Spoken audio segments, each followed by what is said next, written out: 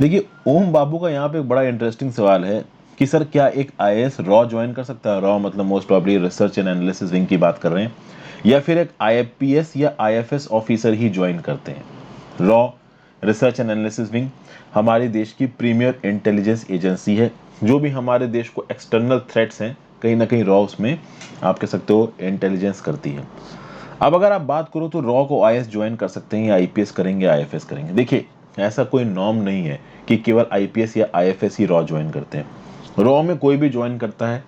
अगर सरकार को लगता है कि वो जो पर्टिकुलर पर्सन जिसको रॉ में ज्वाइन करवा रहे हैं वो रॉ के लिए एक एसेट हो सकता है, ऑब्वियस सी बात है, रॉ इंटेलिजेंस से डील करती है, काउंटर टेररिज्म ऑपरेशन से डील करती है। तो जिन लोगों को इस पर्टिकुलर डोमेन में एक्सपीरियंस है उन्हीं को वहां पे अपॉइंट किया जाएगा, और खासकर उन लोगों को जिनका एथिक्स बहुत स्ट्रांग है, जिनकी ऑनेस्टी बहुत स्ट्रांग है। इस प्रकार के जो आप कह सकते हैं इंटेलिजेंस एजेंस की पोस्ट, ये इंटेलिजेंस एजेंसी की पोस्टिंग्स होती है ना, ये हाईएस्ट लेवल ऑफ एथिक्स और हाईएस्ट लेवल पे ऑफ ऑनेस्टी पे जो लोग रहते हैं उन्हीं को यहाँ पे अपॉइंटमेंट दिया जाता है।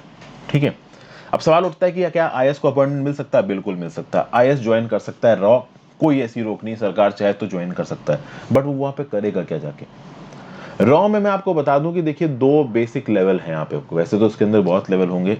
जैसे फॉर एग्जांपल अगर आपने बेबी मूवी देखी हो, तो बेबी मूवी में जो अक्षय कुमार होता है वो एक रॉ एजेंट होता है, और उसकी हैंडलिंग कौन कर रहा होता है? तो डैनी डेंजोग्पा करके एक पर्सन होता है। वो जो डैनी होता है वो सारी मिनिस्टर के लेवल की हैंडलिंग और जो भी ग्राउंड लेवल पे इंडिया में देखना है वो डैनी कर रहा होता है। तो कुल मिला के वो डैनी वो आईएएस या आईपीएस होगा जो यहाँ की मिनिस्ट्रीज में बैठते हैं। ग्राउंड लेवल पे जो रॉ के अंदर एजेंट्स जाके फॉरेन की कंट्रीज में काम करते हैं, वो किस प्रकार से रिक्रूट किए जाते हैं उसके बारे में कोई जानकारी ही नहीं है। आप अगर आईएएस बन के, आईपीएस आईएफएस बनकर, और ऑब्वियसली बात है आईपीएस आईएफएस के ज्यादा चांसेस है रॉ जाने के। मैं बताता हूँ क्यों। इंडियन पुलिस सर्विसेज वाला, ऑब्वियस सी बात है, इंटेलिजेंस में पोस्टिंग, जैसे सीबीआई हो गया, आपका नारकोटिक्स का डिपार्टमेंट हो गया, जो भी intelligence, directorate of revenue intelligence हो गया, इस प्रकार के जो भी डिपार्टमेंट्स होते हैं ना, वहां ज्यादातर आईपीएस को पोस्टिंग्स मिलती हैं। उसी प्रकार से जो इंडियन फॉरेन सर्विसेज है, अभी फॉर एग्जांपल कभी किसी आईपीएस को या फिर किसी पर्टिकुलर आईपीएस के आईएफएस के बंदे को भी आप कह सकते हो मिलिट्री इंटेलिजेंस का चार्ज दिया जा सकता है। तो पाकिस्तान में जो हमारी हाई कमीशन है, या किसी भी दुनिया के देश में हमारी हाई कमीशन है, वहां पे हो सकता है कि कुछ पर्टिकुलर ऑफिसर्स को इस पर्टिकुलर पर्पस के लिए डेप्यूट किया जाए कि हाईएस्ट लेवल की मिलिट्री इंटेलिजेंस इंडिया को वो प्रोवाइड करें। तो आईपीएस और आईएफएस यानी इंडियन फॉरेन सर्विसेज वालों के चांसेस रॉ में जाने के बहुत ज्यादा होते हैं। आईएएस के होते हैं, डिपेंड करता है कि उस आईएएस ने पहले पोस्टिंग कहाँ दिखाई है, कहाँ पे मतलब करी है। अभी फॉर एग्जांपल अगर आप आईएएस बन के कभी स्टेट में काम करते ही नहीं हो, पूरी जिंदगी मान लो कि आप सचिवालय में ही काटते हो, सचिवालय में भी आप मिनिस्ट्री ऑफ डिफेंस में हो या मिनिस्ट्री ऑफ फॉरेन अफेयर्स में हो या मिनिस्ट्री ऑफ होम में हो, और वहां पे काउंटर टेररिज्म और इंसर्जेंसी वाले डिपार्टमेंट में आप हैंडलिंग कर रहे हो, तो उस केस में आपको भी डेप्यूटेशन मिल सकता है रॉ के अंदर। लेकिन समझिए बात को, अगर आप आईएएस, आईपीएस और आईएफएस के लेवल पे रॉ में एंट्री मारते हो, तो कहीं ना कहीं जो आपकी फंक्शनिंग होगी ना इन पर्टिकुलर डिपार्टमेंट्स के अंदर, वो काफी सेफ होगी। आपको डायरेक्टर या जॉइंट डायरेक्टर, डेप्यूटी डायरेक्टर की पोस्ट दी जाएगी।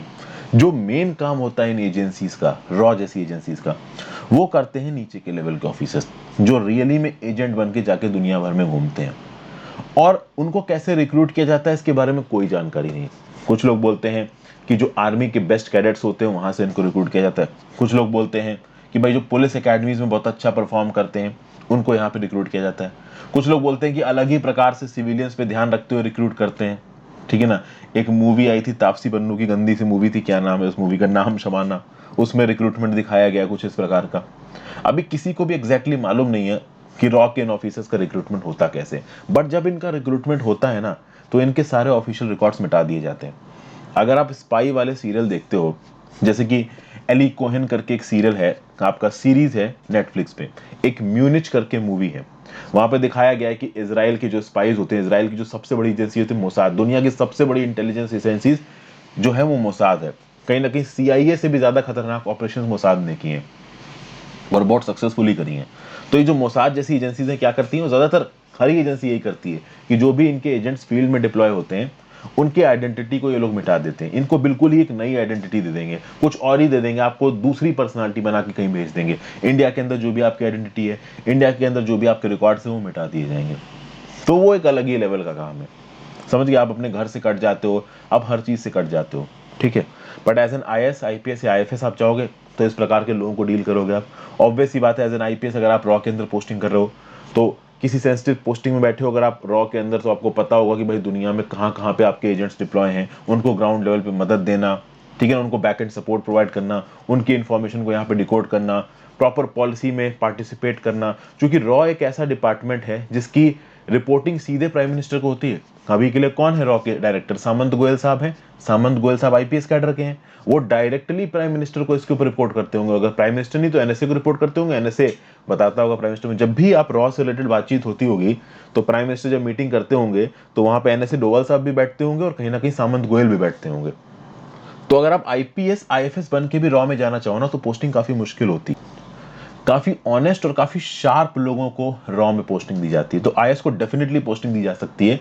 इस बात पे डिपेंड करता है कि आईएएस ने काम कहाँ किया। अब अगर आपने कलेक्टर की तरह काम किया है और होम मिनिस्ट्री में अगर आप किसी पर्टिकुलर एडमिनिस्ट्रेशन या सिविल सर्विस डिपार्टमेंट में बैठे हो, कॉमर्स मिनिस्ट्री में बैठे हो, तो फिर कैसे जाओगे रॉ में? तो मुश्किल है ना। आईएएस में आपने पूरे जिंदगी में क्या पोस्टिंग्स की हैं, क्या आपने कैडर पकड़ा है, क्या काम पकड़ा है, उस बात पे डिपेंड करेगा कि आप रॉ में जा पाओगे कि नहीं। आईपीएस में भी कितनी इंटेलिजेंस की पोस्टिंग की है आपने, कितना काउंटर इंसर्जेंसी के बारे में आपको पता है। खैर काउंटर इंसर्जेंसी तो कहीं ना कहीं इंटेलिजेंस ब्यूरो देखता है, देश के अंदर बात हो गई। लेकिन फॉरेन रिलेशंस के बारे में आपको कितना मालूम है, फॉरेन एजेंट्स की हैंडलिंग के बारे में आपको कितना मालूम है, स्लीपर सेल्स के बारे में आपको कितना मालूम है, आपकी एक्सपर्टाइज इसमें कितनी रही है, इस बात पे डिपेंड करेगा कि आपको रॉ में पोस्टिंग मिलेगी या नहीं मिलेगी। तो डेफिनेटली आईपीएस के पास सबसे ज्यादा एवेन्यूज होते हैं रॉ के अंदर डेप्यूटेशन के। आईएफएस के बाद, आईएफएस के दूसरे नंबर पे, और कहीं ना कहीं आईएएस उसके बाद आता है।